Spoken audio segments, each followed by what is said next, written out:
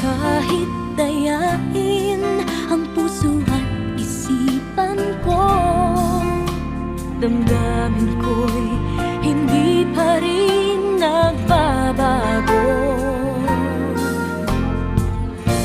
At kung maisip na di na siya